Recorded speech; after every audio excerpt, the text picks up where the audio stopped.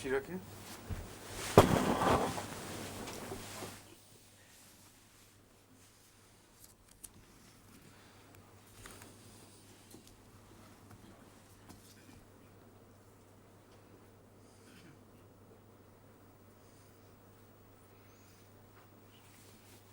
السلام علیکم ورحمۃ اللہ.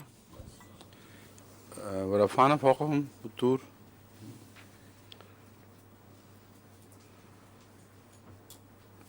اعوذ باللہ من الشیطان الرجیم. بسم اللہ الرحمن الرحیم. ورفعنا فوقهم الطور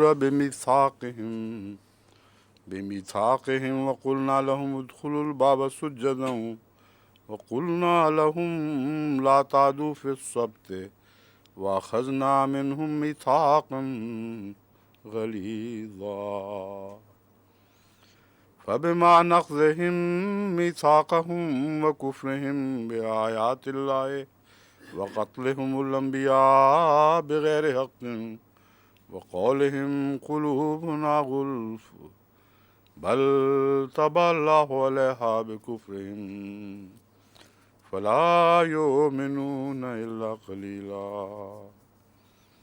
وبكفرهم وقولهم على مريم بهتانا عظيما وقولهم إنا قتلنا المسيح عيسى ابن مريم رسول الله وما قتلوه وما صلبوه ولكن شبه لهم وإن الذين اختلفوا فيه لفي شك منه ما لهم به من علم إلا اتباع الظن وما قتلوه يقينا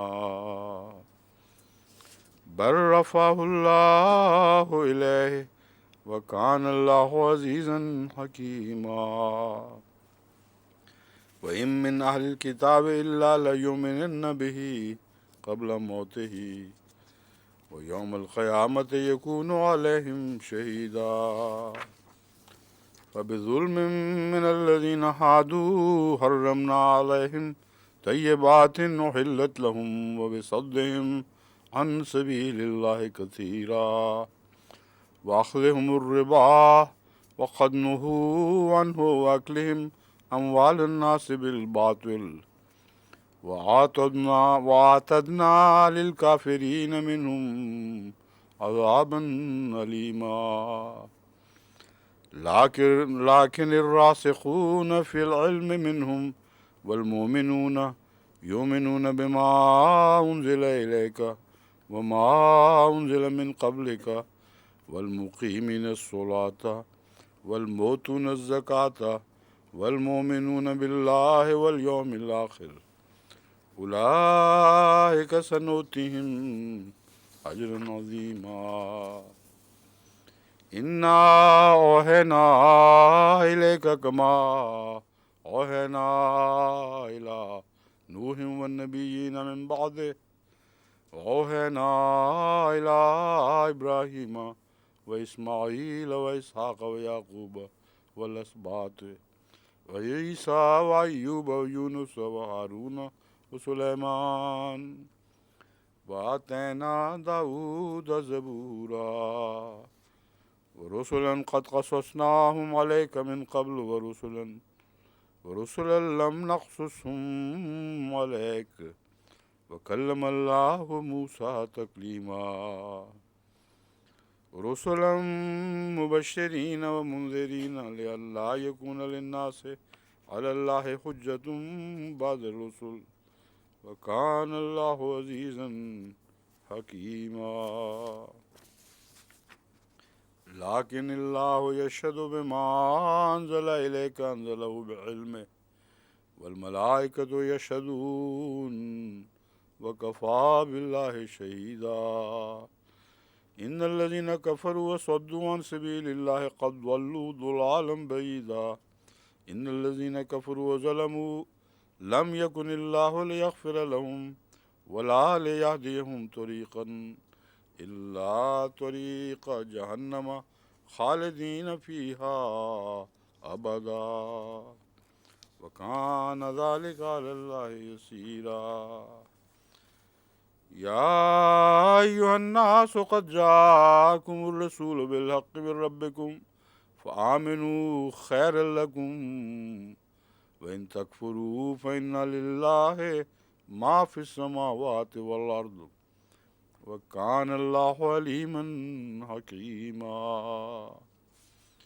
يا أهل الكتاب لا تغلوا في دينكم ولا تقولوا على الله إلا الحق إنما المسيح عيسى ابن مريم رسول الله وكلمته ألقاها إلى مريم روح منه فآمنوا بالله ورسله ولا تقولوا ثلاثة انتهوا خيرا لكم إنما الله إله واحد سبحانه أن يكون له ولد لم له ما في السماوات وما في الأرض وكفى بالله وكيلا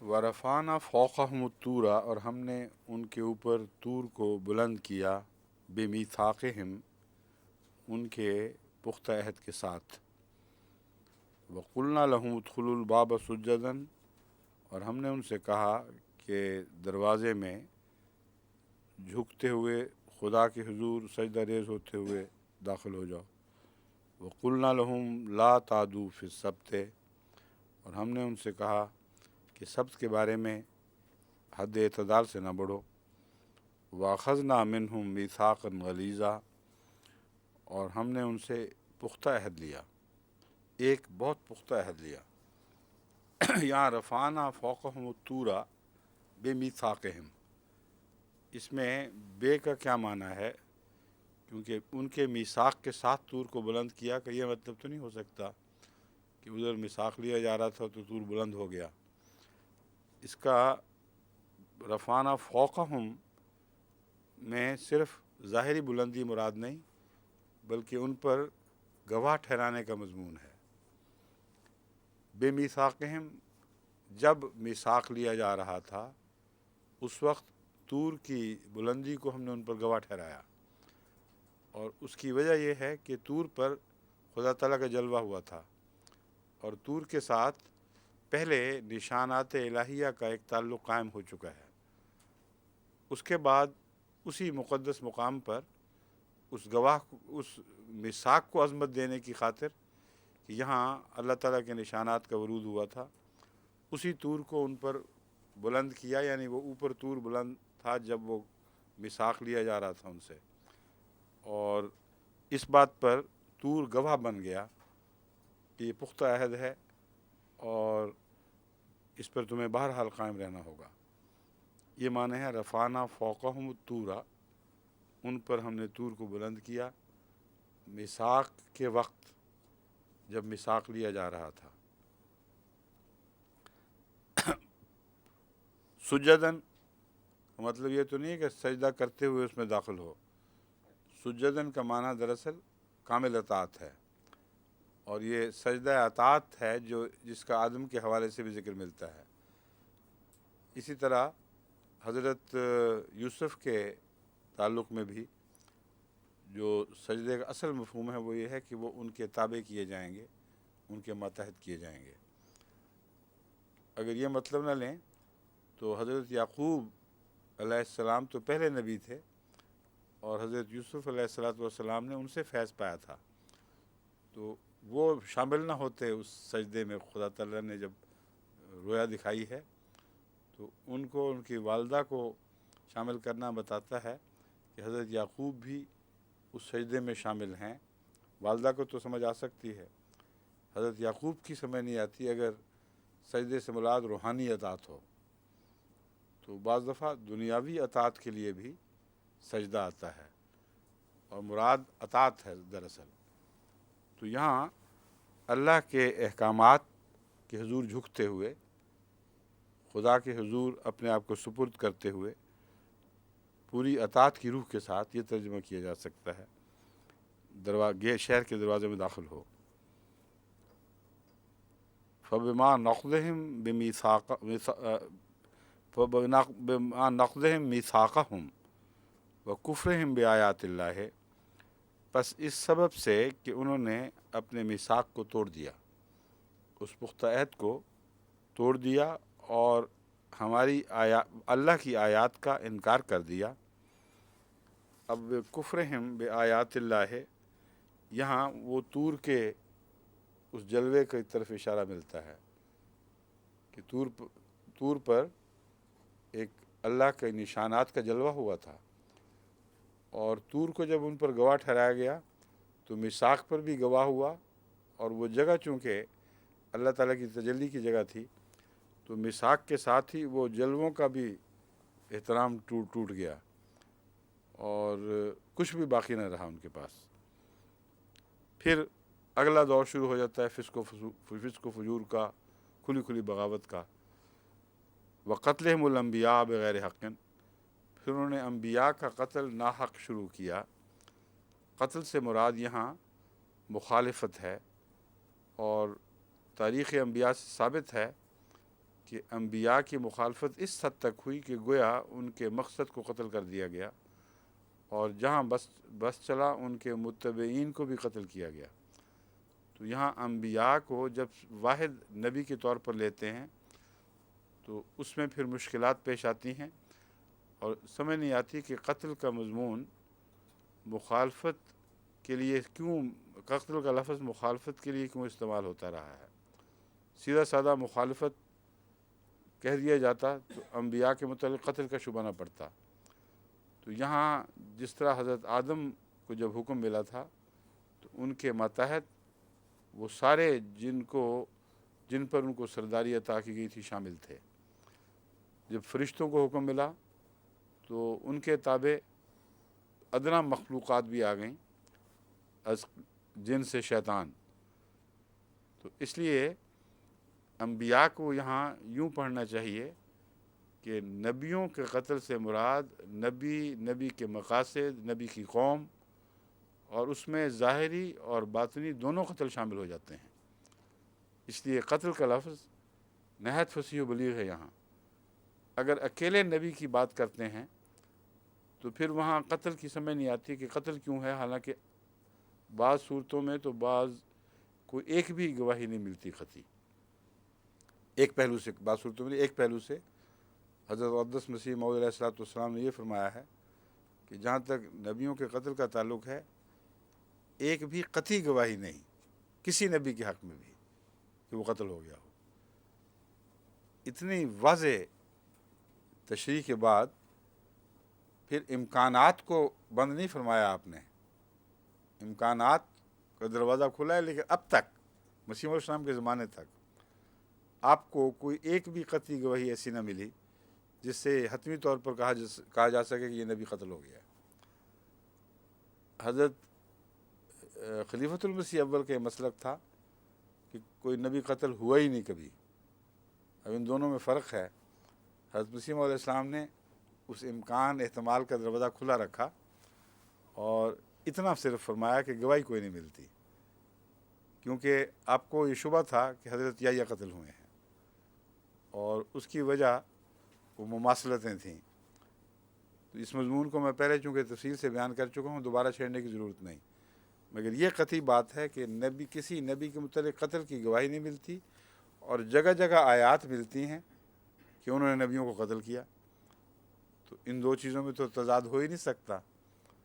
وہ یہی بات ہے کہ قتل کا مضمون ایک اکیلے نبی سے تعلق نہیں رکھتا، نبی کے پیغام سے تعلق رکھتا ہے، نبی کی قوم سے تعلق رکھتا ہے، اور کوئی نبی ایسا نہیں گزرا جس کی قوم میں لوگوں کو قتل نہ کیا گیا ہو، شاید ہی کوئی ہو، ہمارے علم میں نہیں، اور کوئی نبی ایسا نہیں جس کے پیغام کو قتل نہ کیا گیا ہو۔ اس لیے یہ قتل کا لفظ وسیع معنوں میں نبی اور اس کی قوم سے تعلق رکھتا ہے۔ بغیر حق، ناحق ان کو قتل کرتے تھے۔ قرآن کریم نے جہاں جہاد کی اجازت دی وہاں بھی یہی محاورہ استعمال کیا ہے، الذین یقاتلون بأنہم ظلموا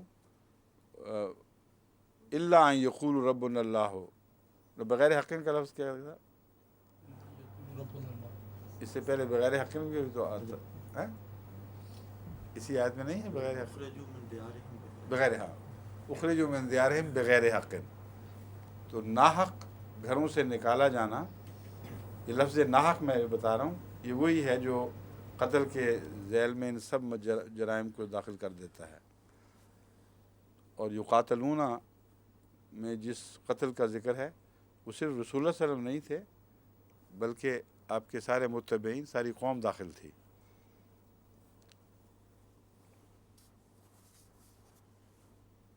یہ انبیاء کا قتل، تو پہلے دو حصے جو ہیں ان کا میثاق اور طور کی فوقیت کے ساتھ تعلق ہے۔ فبما نقضہم میثاقہم وکفرہم بآیات اللہ، جب میثاق ہی ٹوٹ گیا اور آیات کا انکار ہو گیا، آیات سے کا احترام باقی نہیں رہا، تو پھر یہ ہونا لازم ہے۔ پھر اس کے بعد جب بھی انبیاء آتے ہیں تو ایسے لوگ ان کی اور ان کی قوم کی مخالفت میں کوئی دقیقہ اٹھا نہیں رکھتے۔ اور پھر کیا ہوتا ہے؟ وَقَوْلِهِمْ قُلُوبُنَا غُلْفٌ، یہاں تک مرض بڑھ جاتا ہے، کہتے ہیں ہمارے دل تو پردے ہیں۔ پردے میں نہیں فرمایا اللہ تعالیٰ نے، ان کی طرف منسوب نہیں کیا، بلکہ یہ فرمایا وہ کہتے ہیں ہمارے دل پردے ہیں۔ مطلب ہے کہ کچھ مجسم پردہ بن چکے ہیں، جس طرح پیاز پردہ ہی پردہ ہوتا ہے، ایک پردہ چھیلو گے تو پھر پردہ ہی نکلے گا۔ وہ کہتے ہیں ہمارے دل میں تو سمجھ فہم کے لیے کوئی بھی رستہ باقی نہیں رہا، ایک پردہ اتارو گے تو پھر آگے پردہ ہی نکلے گا۔ تو ہمارے دل پردے ہیں۔ بل طبع اللہ علیہم بکفرہم، بلکہ یہ کہنا زیادہ موزوں ہے کہ اللہ نے ان کے کفر کی وجہ سے ان پر مہر لگا رکھی ہے۔ فلا یؤمنون الا قلیلا، پس وہ ہرگز ایمان نہیں لائیں گے مگر تھوڑے۔ یہاں یؤمنون کا جو اشارہ ہے وہ ان لوگوں کی طرف نہیں ہے جن پر مہر لگا رکھی ہے، بلکہ اس ساری قوم پر کی طرف عموماً اشارہ ہے۔ جن کے دلوں پر مہر لگتی ہے ان کے میں سے ہر ایک کے دل پر نہیں لگا کرتی، یہ مضمون ہے۔ کیونکہ اگر مہر لگ چکی ہوتی تو سوال ہی نہیں تھا کہ ان میں سے کوئی ایمان لے کے آتا۔ حضرت موسیٰ کے قوم کے وہ لوگ جب بگڑ گئے، اس وقت ان کی یہ حالت ہوئی پھر کہ ان میں ایمان لانے کی صلاحیت باقی نہیں رہی مگر تھوڑے۔ چنانچہ حضرت مسیح جب ظاہر ہوئے ہیں اس وقت اس آیت کا اطلاق بہت کھلا کھلا واضح طور پر سامنے آ گیا۔ یہ وہ لوگ جن کا ذکر چل رہا ہے، انہوں نے حضرت مسیح کو قبول تو کیا مگر بہت تھوڑی تعداد میں، اور بعد میں بھاری اکثریت مسیح کو ماننے والوں کی غیر قوموں سے آئی ہے۔ تو ان کے دلوں پر یہ کہنا زیادہ، بل کہتے ہیں بلکہ یہ کہنا زیادہ موزوں ہوگا کہ اللہ نے ان کے کفر کی وجہ سے ان کے دلوں پر مہر لگا دی ہے۔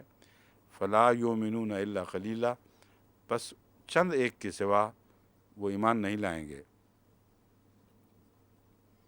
وبکفرہم وقولہم علی مریم بہتان عظیما، اور ان کے کفر کی وجہ سے اور حضرت مریم پر، یعنی مریم پر جو انہوں نے بہت بڑا بہتان باندھا تھا، اس کے بیان کی وجہ سے۔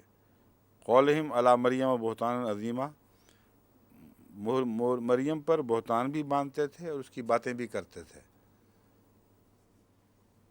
وبکفرہم کے بعد یہ نہیں فرمایا وہ بہتان علی مریم عظیما، بلکہ یہ فرمایا وہ قولہم علی مریم، اور مریم کے متعلق جو وہ باتیں کرتے تھے وہ کیا تھیں؟ بہتان عظیما، وہ بہت بڑا بہتان تھا جو وہ باندھتے تھے۔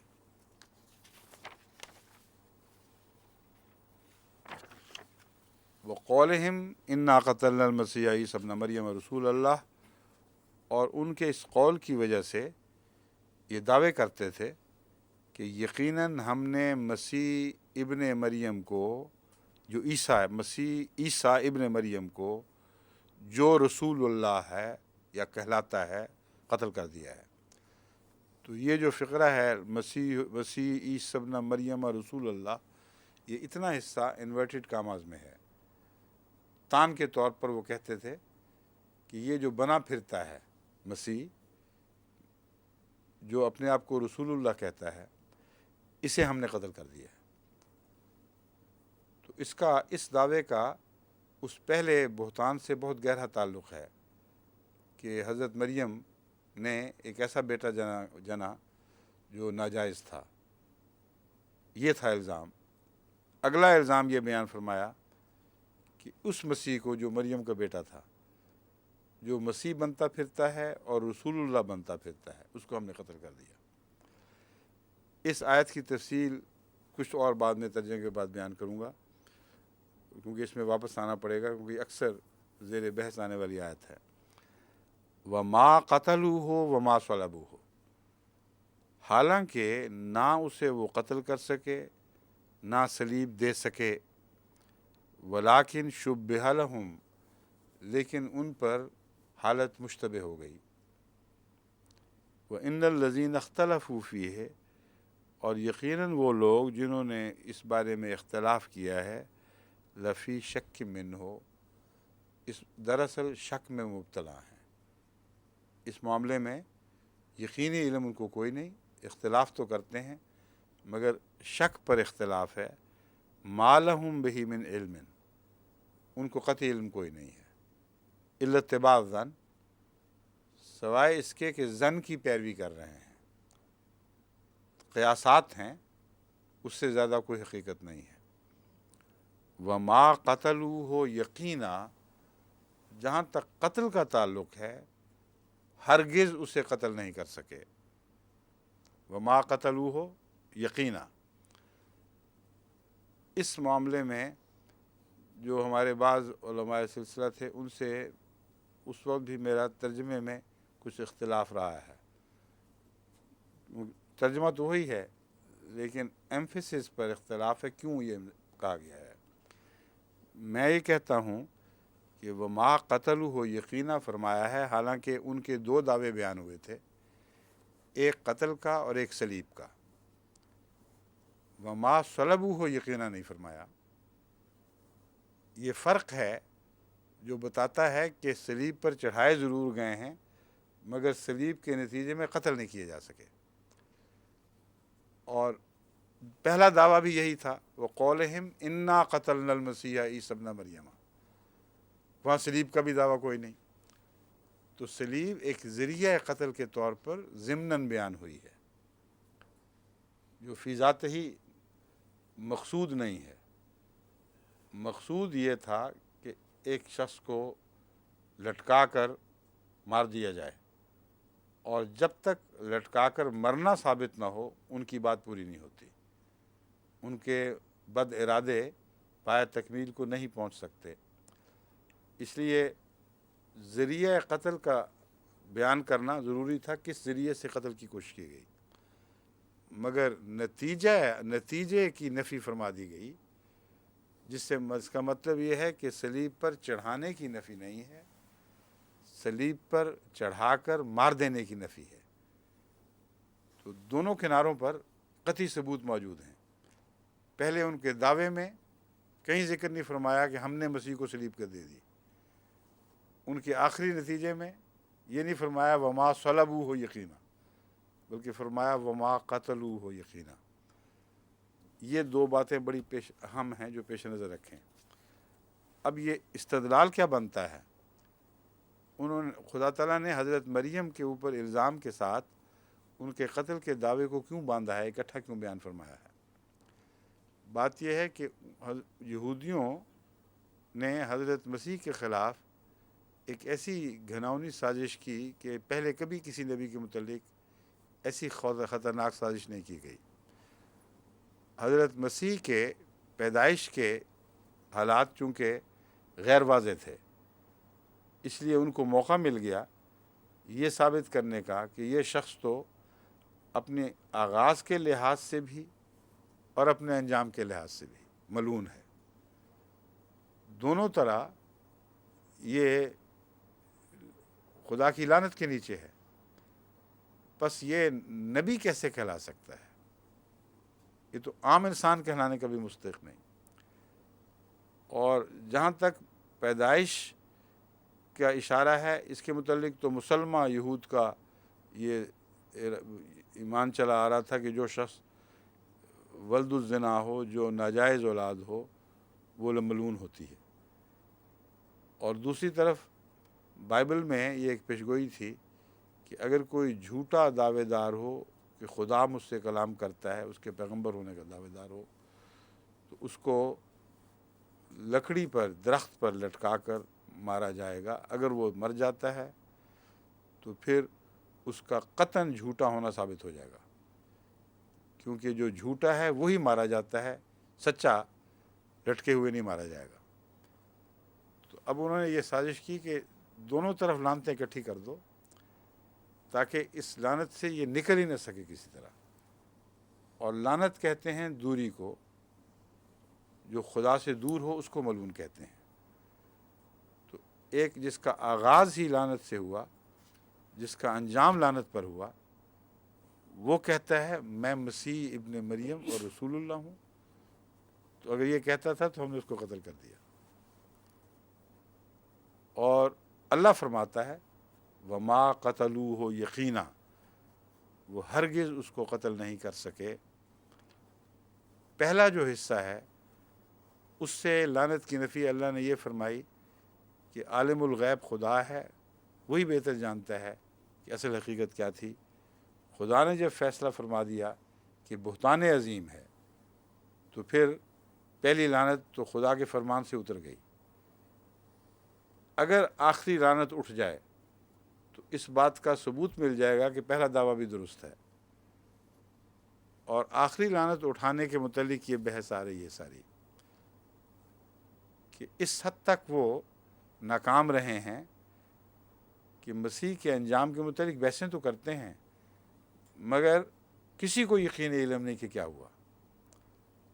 اور قتل کا ثبوت اس کی لاش سے مہیا ہوتا ہے۔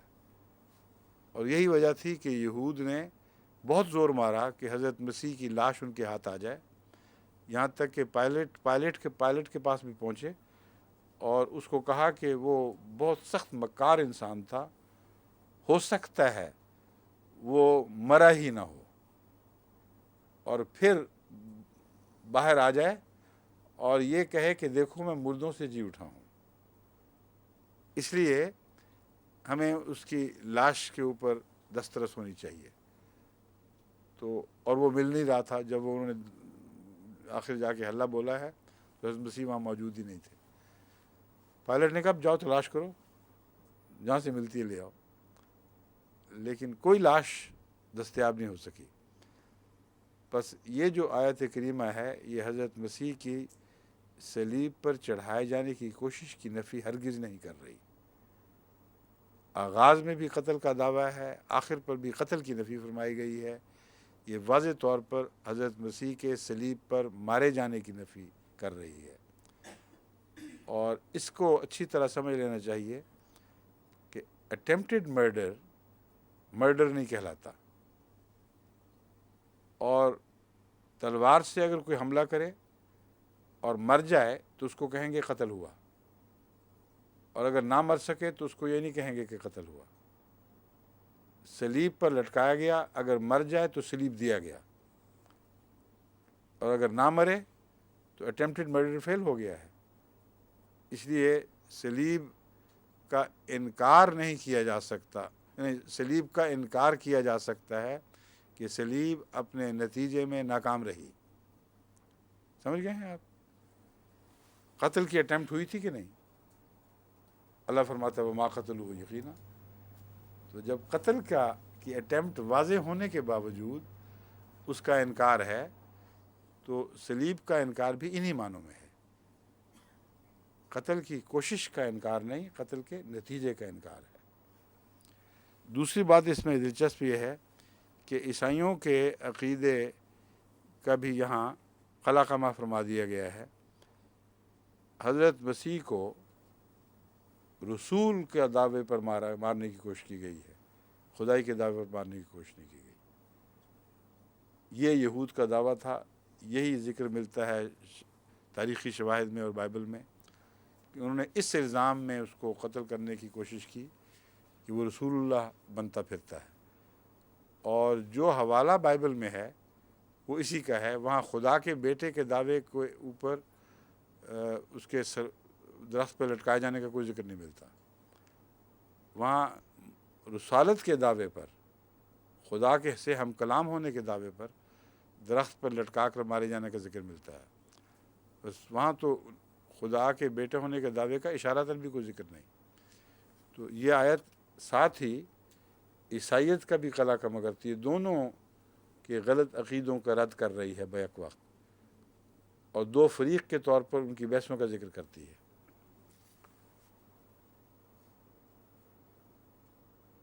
اب شبہ لہم کا ترجمہ،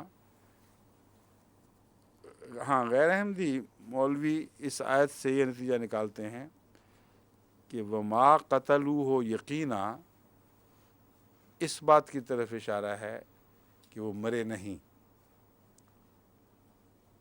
سمجھیں؟ کہتے ہیں بڑا کھلا کھلا فرمایا گیا ہے وما قتلوہ یقینا، وہ ہرگز اس کو قتل نہیں کر سکے. تو پھر گئے کہاں؟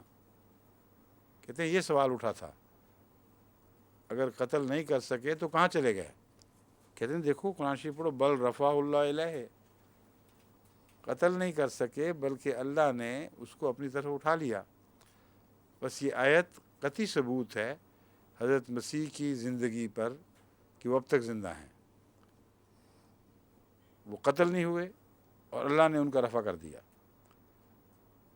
اس لیے یقیناً وہ زندہ ہیں. وکان اللہ عزیز حکیمہ، اللہ اس بات کا طاقت رکھتا ہے، وہ غلبہ رکھتا ہے ہر چیز پر، اور حکمت بھی رکھتا ہے.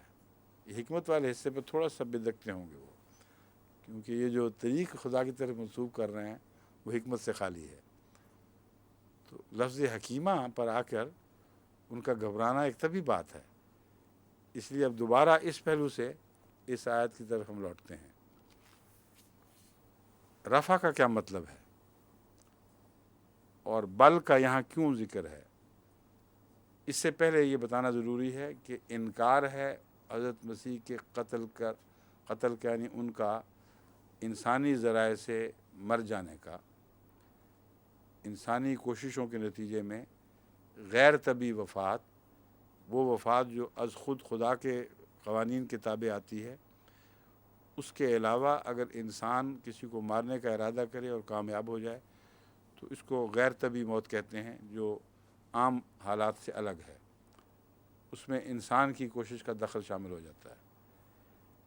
یہ ہے وہ چیز جس کا انکار ہوا ہے. چنانچہ ایک دفعہ ایک مولوی صاحب میرے پاس تشریف لائے اسی آیت کو لے کر، ربا کی بات ہے پرانی، کہ یہ آیت میں آپ کو بتاتا ہوں قطعی طور پر حضرت عیسیٰ کی وفات کا اعلان کر رہی ہے. اس کی زد سے ناممکن ہے کہ آپ نکل جائیں کسی طرح.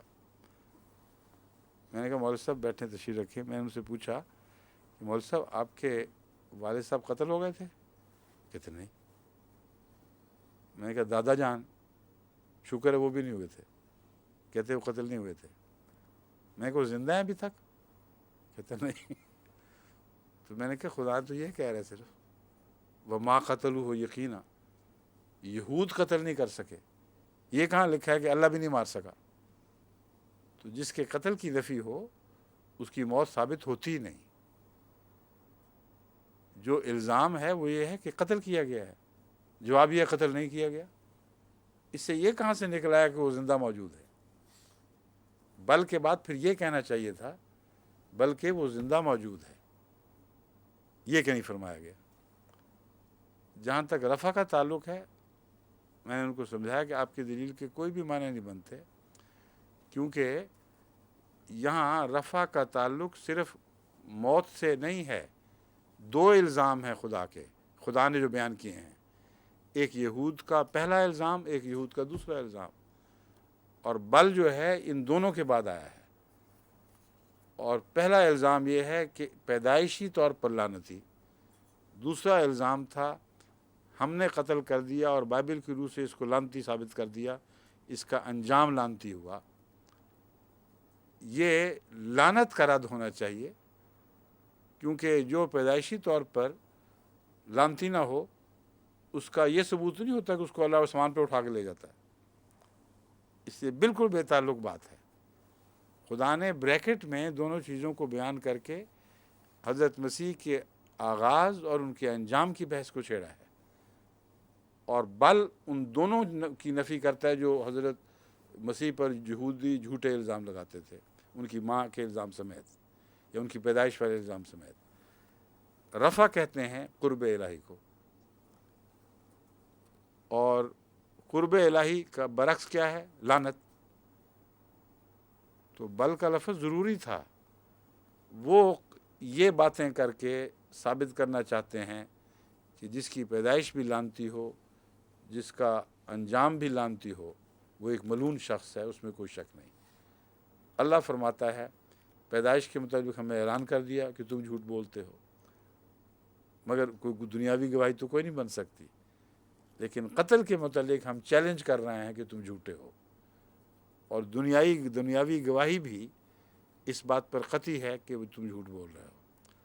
پس نتیجہ یہ نکلا کہ تم ملعون ثابت نہ کر سکے، بل رفع اللہ علیہ، بلکہ ان صعوبتوں سے گزرنے کے نتیجے میں جو خدا کی خاطر اس نے اٹھائیں، وہ اور بھی زیادہ قرب الہی کا مستحق ہوا اور خدا نے اسے اپنے قریب کر لیا۔ یہ ہے ترجمہ جو صحیح ترجمہ ہے۔ اور بل رفع اللہ علیہ میں یہ بحث بھی ضرور اٹھتی ہے کہ رفع کا معنی لفظاً کیا ہے، قرآن کریم نے اس کو کن معنوں میں استعمال فرمایا ہے، حدیث نے اس کو کن معنوں میں استعمال فرمایا ہے، اور الہی کی ضمیر کس طرف جا رہی ہے۔ جب اس پہلو سے دوبارہ اس ٹکڑے پر غور کرتے ہیں تو غیر احمدی مولویوں کی ہر دلیل پارا پارا ہو جاتی، کچھ بھی باقی نہیں رہتا۔ رفع کا لفظ جب خدا اٹھا رہا ہو کسی انسان کو، اس حوالے سے ذکر ملے، خواہ قرآن میں ملے یا حدیث میں، جسمانی طور پر اٹھا کر کہیں لے جانے کا کوئی اشارہ نہیں ملتا۔ درجات کی بلندی انبیاء کے ذکر میں اور دوسرے بزرگوں کے ذکر میں اللہ درجات کا لفظ بھی استعمال فرماتا ہے کہ اللہ نے ان کے درجات بلند فرمائے، اور بعض جگہ درجات کی بلندی کا ذکر نہیں بھی کرتا، تب بھی قطعی طور پر یہ مخالف علماء کو بھی ماننا پڑتا ہے کہ رفع سے مراد جسمانی طور پر کھینچ کر اوپر لے جانا نہیں۔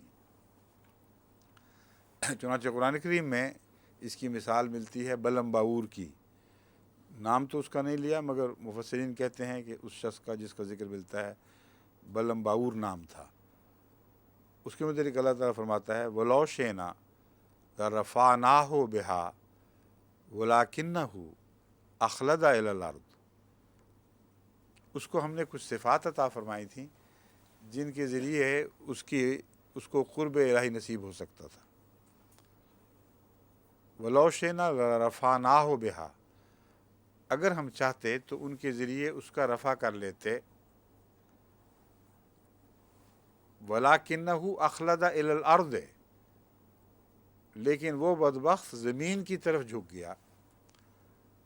اب اس کا ترجمہ اگر جسمانی رفع لیا جائے تو اس آیت کے مقابل پر زیادہ قرین قیاس ہے۔ جو بل رفع اللہ علیہ والی آیت ہے اس کے مقابل پر اولا ہے یہ بات کہ یہاں جسمانی رفع کا ترجمہ کیا جائے، کیونکہ اس کے جواب میں اخلد الی الارض فرمایا گیا ہے۔ قتل کا برعکس رفع نہیں ہے، ناجائز پیدائش کا برعکس رفع نہیں ہے، بغیر زمین میں جھکنے کا برعکس رفع ہے، جسمانی رفع۔ بس اگر کہیں یہ ہونا چاہیے تو یہاں ترجمہ ہونا چاہیے۔ تو مطلب یہ بنے گا کہ اللہ تو چاہتا تھا کہ اسے کھینچ کھانچ کے اوپر لے جائے، مگر وہ پلو چھڑا کے زور زار مار کے ٹانگے مانگے مار کے زمین میں گھس گیا، جیسے بچے کرتے ہیں۔ بعض دفعہ ماں باپ اٹھانے کی کوشش کرتے ہیں، کبھی پیار سے کہ آپ بھی کسی بچے کو اٹھائیں نا، جو ناواقف ہو بیچارہ تو بڑا زور مارتا ہے، ٹانگے ٹونگے مار کے نیچے اتر جاتا ہے، تو وہ نقشہ بنتا ہے پھر کہ اللہ نے تو چاہا تھا اسے اٹھا لے، مگر کیا زور چلا اللہ کا، اس نے ٹانگیں ماری، زور مارا، اخلد الی الارض، زمین میں جا کے داخل ہو گیا۔ تو سب علماء جو مخالف علماء ہیں ان کو بھی سمیت میں کہتا ہوں، کوئی بھی ایک لمحہ کے لیے بھی یہ ترجمہ برداشت نہیں کر سکتا۔ وہ ترجمہ یہاں یہی کرتے ہیں کہ روحانی رفع اس کا ہو سکتا تھا، صفات اس میں ایسی تھیں کہ جس سے وہ اونچا اٹھایا جا سکتا تھا، لیکن اس نے چونکہ زمین کی طرف جھکنا پسند کر لیا، اس لیے اللہ نے اس کو اپنے حال پر چھوڑ دیا۔ یہ تو قرآن میں رفع کا لفظ ہے، اور انبیاء میں رفعناہم درجات کا لفظ ملتا ہے، ہم نے ان کے درجات بلند کیے، وہاں بھی رفع درجات کے لیے ہے۔ حدیث میں رفع کے دو ذکر ملتے ہیں، اور بھی ہیں مگر اس تعلق میں ایک سجدہ بین السجدہ سجدتین جو دعا ہے اس میں ورفانی کا ذکر ملتا ہے، اے اللہ ہمارا رفع فرما دے۔ یہ بھی میں اکثر جو پرانے زمانے میں سوال و جواب ہوا کرتے تھے مولویوں کے ساتھ، تو انہوں نے کہا کرتا تھا کہ سجدہ کر لیا اور سجدہ اتنا دوبھر ہوا کہ دوسرے سجدے سے پہلے دعا کر دی کہ مجھے اٹھا ہی لے اللہ میاں یہاں سے، یہ جو مصیبت پڑی ہے نا تیرے حضور جھکنے کی، اسے چھٹی دلا، اب مجھے یہاں سے سیدھا اوپر اٹھا لے۔ تو کیوں نہیں اٹھایا؟ اور یہاں بھی وہی زمین پر جھکنا اور اس کا برعکس نمایاں طور پر مضمون میں پایا جاتا ہے، اس لیے اگر جسمانی ترجمہ کرنا ہے تو یہاں کیا جائے پھر کہ اللہ ایک دفعہ تو میں نے سجدہ لگا دی، ٹیک دیا تجھے، لیکن اب تو بہتر یہی ہے کہ اٹھا ہی لے، چھٹی کر میری۔ کس کی دعا قبول ہوئی ہے؟ ظاہری ترجمہ کرتے ہو تو کس کی ہوئی ہے؟ کون ایسا مسلمان ہے محمد رسول اللہ علیہ وسلم کے زمانے سے آج تک جس کو دوسرے سجدے سے پہلے خدا نے اٹھا لیا ہو؟ مولویوں کے نزدیک کسی کی قبول نہیں ہوئی، کیونکہ رفع کے ظاہری ترجمے پہ زور دیتے ہیں۔ احمدیوں کے نزدیک ہر نیک بندے کی دعا قبول ہوئی، سب سے بڑھ کر رسول اللہ صلی اللہ علیہ وسلم کی، کیونکہ اس کی تشریح خود رسول اللہ صلی اللہ علیہ وسلم نے ایک اور جگہ فرما دی ہے، وَإِذَا تَوَاضَعَ الْعَبْدُ رَفَعَهُ اللَّهُ بِسِلْسِلَةٍ إِلَى السَّمَاءِ السَّابِعِ۔ فرماتے ہیں جب خدا کا بندہ اس کے حضور جھکتا ہے، انکساری اختیار کرتا، سجدہ انکساری نہیں تو اور کیا ہے؟ زمین پہ ماتھا ٹیک دینا، اگر یہ انکساری نہیں تو اور انکساری کس کو کہتے ہیں؟ اسی طرف اشارہ ہے۔ اذا تواضع العبد، جب اللہ کا بندہ تواضع کرتا ہے، خدا کی خاطر جھک جاتا ہے، کیا ہوتا ہے؟ رفع اللہ، اللہ اس کا رفع فرما دیتا ہے۔ اب اگر ظاہری معنی کرنا ہے تو اس آیت اس حدیث سے زیادہ ظاہری معنی کسی اور مضمون پہ صادق آ ہی نہیں سکتا۔ کس طرح فرماتا ہے؟ بسلسلۃ، زنجیر اتارتا ہے آسمان سے، اس زنجیر میں لپیٹ لپاٹ کر اس کو اٹھا کر اوپر لے جاتا ہے۔ کہاں تک؟ اپنی طرف نہیں، الی السماء السابع، ساتویں آسمان پر جا کر چھوڑتا ہے اس کو، یا ساتویں آسمان کی طرف لے جاتا ہے۔ کسی کو کہیں ڈراپ کر دیا، کسی کو کہیں ڈراپ کر دیا، زنجیر میں مختلف گانٹھیں ہوں گی نا، کسی کی منزل پہلے آسمان پہ ہے، کسی کی دوسرے پر، تو وہاں زنجیر کھولتی جاتی ہوگی، ان کو چھوڑ دیتی ہوگی۔ اب مولوی بتائیں کیا ترجمہ کریں گے کہ رسول اللہ صلی اللہ علیہ وسلم یہ فرما رہے ہیں امت کو کہ میری امت میں ہر تواضع کرنے والے، ہر انکساری کرنے والے سے یہ سلوک ضرور ہوگا کہ ایک زنجیر اترے گی، اسے آسمان پر لے جائے گی، اور ساتویں آسمان کی طرف، جو جسمانی سفر، مکانی سفر کی وضاحت کر رہا ہے ظاہری طور پر، اس طرف ہو جائیں گے۔ اگر رفع کا ترجمہ جسمانی ہو سکتا ہے تو اس سے زیادہ اور کوئی محل، کوئی موقع نہیں کہ اس کا جسمانی ترجمہ کیا جائے، مگر کوئی ترجمہ نہیں یہ کر سکتا، کیونکہ یہ ماننا پھر پڑے گا کہ حضرت محمد رسول اللہ صلی اللہ علیہ وآلہ وسلم کے زمانے سے آپ کے سمیت آج تک امت محمدیہ میں ایک بھی ایسا شخص پیدا نہیں ہوا جس نے تواضع کی اور اللہ نے اس کو زنجیر میں لپیٹ لپاٹ کے اٹھا لیا ہو۔ لیکن اگر احمدی ترجمہ مانا جائے تو جیسے اس آیت کی تشریح ذہن کو اور دل کو روشن کر دیتی ہے، یہ آیت بھی، یہ حدیث بھی عین اس کے مطابق ہے، بلکہ اس پر روشنی ڈال رہی ہے اور اس دعا پر روشنی ڈال رہی ہے جو سجدے کے درمیان ہے۔ زنجیر سے مراد سلسلہ ہے، اور مختلف انسان مختلف حد تک ترقی کی وہ صلاحیت رکھتے ہیں۔ ان کا انکسار یہ بتائے گا کہ ان کی زنجیر ان کو کہاں لے کے جائے گی، پہلے آسمان پہ چھوڑ دے گی یا آخری تک پہنچائے گی۔ بس ہر وہ شخص جو خدا کے حضور جھکتا ہے، ہر مومن آج تک ارب ہا ارب ایسے گزر چکے ہیں جن کو اس زنجیر نے کچھ نہ کچھ اٹھایا ضرور ہے، لیکن روحانی رفع کیا ہے، جسمانی رفع نہیں کیا۔ یہ عام مضمون ہے جو اس آیت کے اس ٹکڑے کے جواب میں آپ لوگوں کو اچھی طرح یاد ہونا چاہیے، کیونکہ مولوی اکثر اسی کا عذر رکھ کر مسیح کی زندگی ثابت کرنے کی کوشش کرتے ہیں، اور مسیح کا رفع بھی ساتھ ہی کہتے ہیں، اسی آیت سے دونوں چلو فائدے اٹھا لو۔ مرا بھی نہیں اور چلا کہاں گیا، آسمان پہ چڑھ گیا۔ اب اگلا حصہ واپس اس آیت پہ آتے ہیں، بل رفع اللہ الیہ۔ اگر رفع کا مطلب جسم سمیت اٹھانا کر بھی لو، جو ثابت کر چکا ہوں نہیں کر سکتے، ناممکن ہے۔ اللہ جب رفع کرتا ہے بندوں کا تو جسمانی طور پر اس طرح اٹھاتا نہیں، قرآن حدیث سے ثابت ہے۔ اگر کر بھی لو تو یہ پھر دیکھنا کدھر گئے۔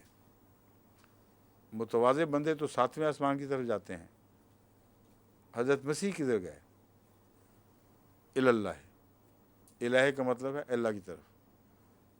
تو اب وہ اللہ کی طرف ڈھونڈنی پڑے گی۔ جب تک اللہ کی طرف نہ ڈھونڈی جائے اس وقت تک حضرت مسیح کی جسم کو حرکت ہو ہی نہیں سکتی۔ اس لیے بتائیں اللہ کس طرف تھا اس وقت جب مسیح کو صلیب پر لٹکایا جا رہا تھا یا لٹکانے کی کوشش کی جا رہی تھی، تو اللہ کدھر تھا؟ مشرق کی طرف تھا یا مغرب کی طرف؟ شمال یا جنوب؟ اوپر تھا کہ نیچے تھا؟ اینما تولوا فتھم وجہ اللہ، اللہ نور السماوات والارض۔ وہ تو آسمانوں میں بھی ہے، زمین میں بھی ہے، جدھر تم منہ کرو، نیچے کرو، اوپر کرو، دائیں بائیں، ہر طرف خدا موجود ہے۔ تو حضرت مسیح کا رفع کدھر ہوا، اب یہ دیکھنا ہے۔ اگر حضرت مسیح کا جسم ایک جگہ کو چھوڑ کر اس آیت کے اثر میں کسی دوسری طرف گیا ہے تو قطعی طور پر ثابت ہوگا کہ جہاں مسیح موجود تھے وہاں خدا نہیں تھا۔ تو اس کا ملعون ہونا تو ثابت ہو گیا، الٹی بات ہو گئی۔ جہاں مسیح تھے وہاں تھے جہاں خدا نہیں تھا، اور جہاں خدا نہ ہو وہی لعنت کی حالت ہے، اور وہاں سے خدا نے پھر نعوذ باللہ من ذالک اس حالت سے ہٹا کر اپنی حالت کی طرف منتقل کیا۔ وہ کیا تو کس طرف کیا؟ صرف مسیح والی جگہ خدا سے خالی نہیں ہوئی، ہر دوسری جگہ خدا سے خالی ہو گئی۔ کیونکہ اگر خدا وہاں تھا، باقی سمتوں میں تھا، تو عقلی سوال اٹھتا ہے کہ ادھر کیوں نہیں گیا، ادھر کیوں نہیں گیا، ادھر کیوں نہیں گیا، اس طرف کیوں نکل گیا؟ اور پھر چوتھے آسمان پہ خدا بیٹھ گیا، آگے کیوں نہیں گیا؟ الہے میں خدا کی سمت تو 7ویں سے بھی اوپر ہے، کیونکہ رسول اللہ صلی اللہ علیہ وسلم کے معراج میں 7ویں آسمان کے بعد کا سفر بھی رسول اللہ صلی اللہ علیہ وسلم کا خدا کی طرف جاری رہتا ہے۔ روحانی معنوں میں تو ایک لامتناہی مضمون ہے، مگر یہ جسمانی بات کرتے ہیں تو آسمان کی طرف انہوں نے جو فرضی بنایا ہوا نا آسمان، اس طرف کہتے ہیں گیا۔ ادھر گیا تو پھر خدا ادھر ہی ہوگا نا۔ اس وقت خدا ان کے نزدیک نہ وہاں تھا جہاں حضرت مسیح موجود تھے، نہ چوتھے سے نیچے نیچے کہیں تھا، چوتھے پہ بیٹھا ہوا کچھ کر رہا تھا، کیونکہ چوتھے آسمان پر اٹھا کے اللہ لے گیا ہے، اور اوپر بھی نہیں تھا۔ اگر اوپر ہوتا تو حرکت بند کیوں ہوئی؟ اس کا مطلب رفع نامکمل ہو گیا۔ اٹھایا بھی تو بیکار، بیچ میں چھوڑ کر ابینڈن کر دیا اس کو۔ تو ظاہری ترجمہ جو مرضی یہ کر لیں، کسی پہلو سے بیٹھ ہی نہیں سکتا صحیح۔ ہر پہلو سے عقل اس ترجمے کو رد کرتی ہے، اس میں کوئی ذرہ بھر بھی قابل قبول بات نہیں رہتی۔ بل رفع اللہ علیہ کا سیدھا سادہ یہی ترجمہ ہے کہ اللہ نے اس کے درجات کو بلند فرمایا، اور یہودیوں کو اپنے دونوں دعووں میں جھوٹا ثابت کر دیا کہ اس کی پیدائش بھی لانتی ہے اور اس کی موت بھی لانتی ہے۔ وَقَانَ اللَّهُ عَزِيزًا حکیمًا، اللہ بزرگی والا ہے، بلند شان اور عزت والا ہے، اور غلبے والا ہے، اور حکیم بھی ہے۔ یاد رکھنا، قادر تو ہے مگر بے حکمت بات نہیں کرتا۔ تو یہ جو منسوب کر رہے ہیں خدا تعالیٰ کی طرف حرکت، یہ حکمت سے آ رہی ہے۔ یہ پہلو بھی جماعت کے حق میں ایک بڑی بھاری دلیل ہے کہ خالی عزیزاً یا قدیراً نہیں فرمایا بلکہ حکیماً فرما دیا ہے۔ اور جو یہ منسوب کرتے ہیں کہانی حضرت مسیح کی طرف اور واقعہ صلیب کی طرف، وہ کلیتاً حکمت سے خالی ہے۔ ان کا سیناریو جس کو انگریزی میں کہتے ہیں تناظر، وہ یہ ہے کہ اللہ تعالیٰ نے حضرت مسیح کو صلیب پر چڑھنے ہی سے بچا لیا۔ اب چڑھنے سے بچا لیا، کس طرح بچایا؟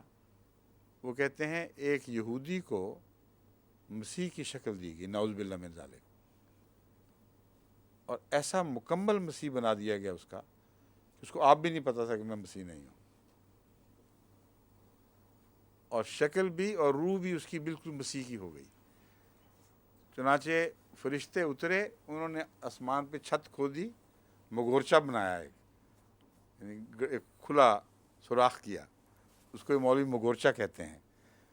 تو مغورچہ بنایا، اس میں سے نیچے اتارا اس جھوٹے مسیح کو، نعوذ باللہ من ذالک، اس کو اتارا، اصلی مسیح کو اٹھایا، اور اوپر چڑھے، ان کو ذرا ایک منٹ ہے نا، ہم چھت بند کر لیں۔ پھر انہوں نے اس کی مرمت کی مکمل، یہاں تک کہ کسی کو کوئی شبہ نہیں پڑا رہا کہ یہاں سوراخ ہوا کرتا تھا، مکمل اسی طرح چھت۔ پھر مسیح کو لیا، اوپر اڑ گئے۔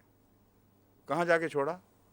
چوتھے آسمان پہ، اللہ کے بچانے کی ترکیب۔ یہ حکمت جو ہے، یہ مولوی کو تو زیب دیتی ہے، خدا کو تو بالکل زیب نہیں دیتی۔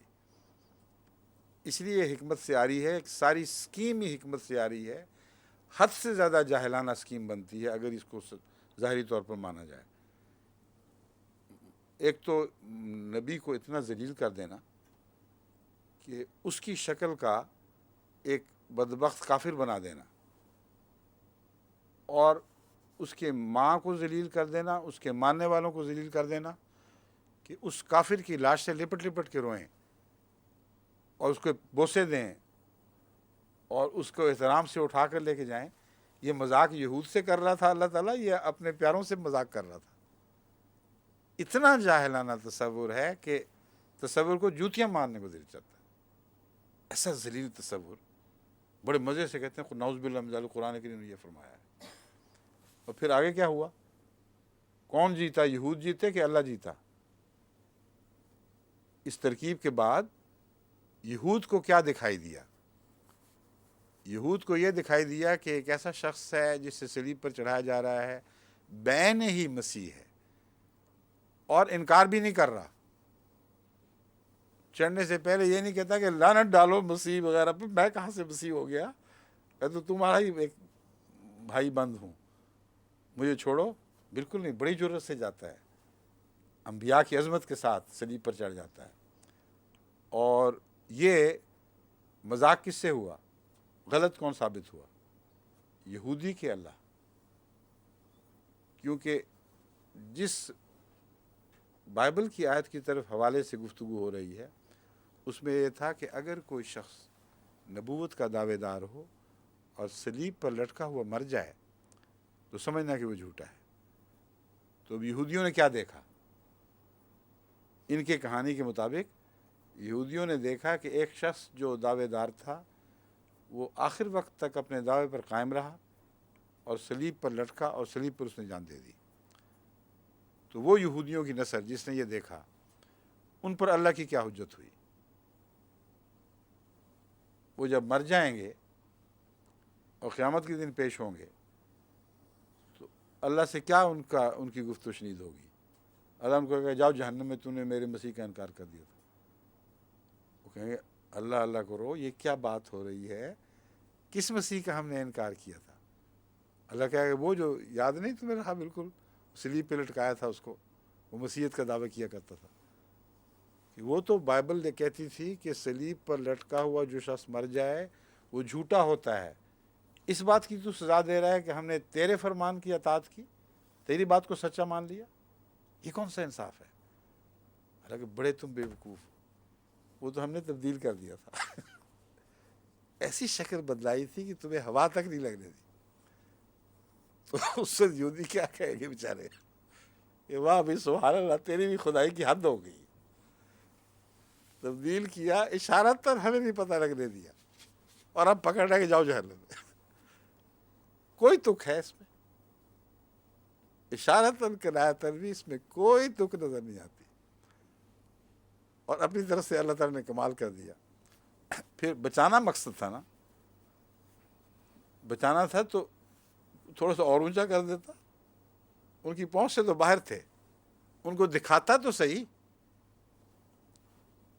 جن کو ذلیل کرنا تھا، جن کو شکست دینی تھی، جن پر ثابت کرنا تھا کہ تم جھوٹے ہو، ان کو دکھاتا. وہ چڑھتا اوپر جس طرح وہ غبارہ چڑھ جاتا ہے، اور دکھاتا یہ گیا مسیح دیکھو، اور کوئی ان کی پیش نہ جاتی.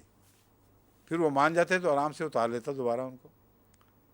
لیکن چھپا کے ایسے دھوکے سے چڑھایا ہے کہ ہوا تک لگنے نہیں دی. اور کہاں تک ان کی ریچ تھی؟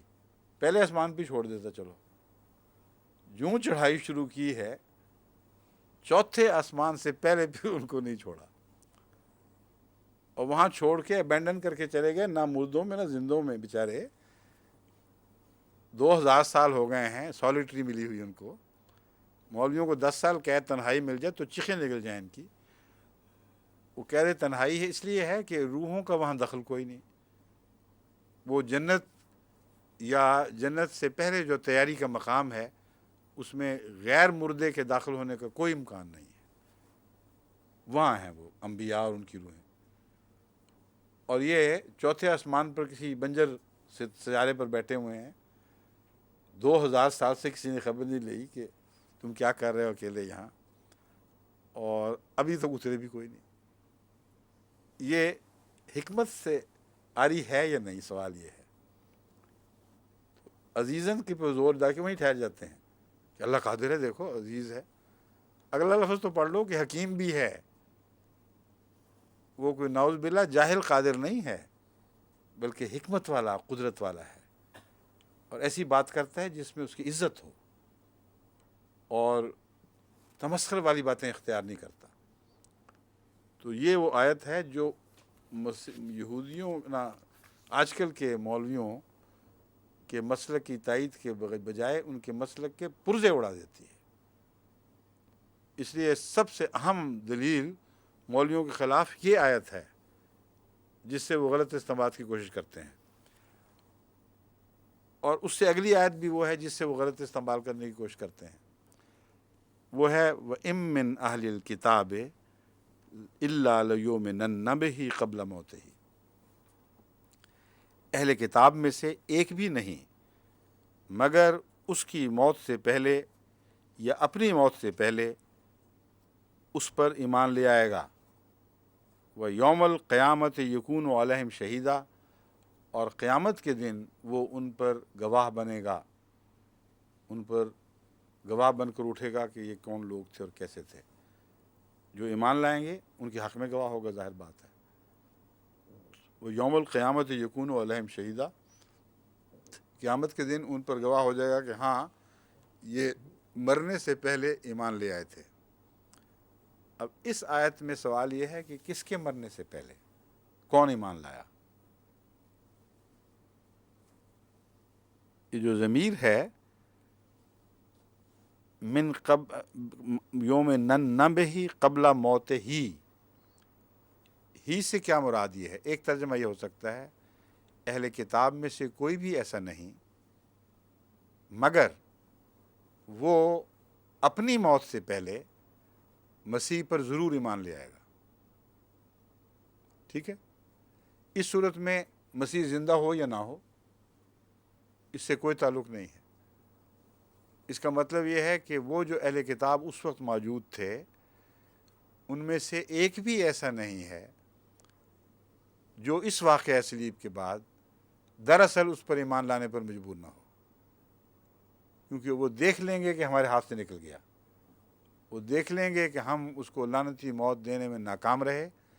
اس پہلو سے ام من اہل الکتاب، اہل کتاب میں سے ایک بھی نہیں مگر لیؤمنن بہ قبل موت ہی، اپنی موت سے پہلے پہلے وہ اس پر ایمان لے گا۔ یہ اگر ترجمہ کیا جائے تو اس پہ کوئی ظاہری باطنی اعتراض وارد نہیں ہوتا، صرف یہ اعتراض اٹھتا ہے کہ دعویٰ ہے ایک جس کی حقیقت کا ہمیں علم نہیں۔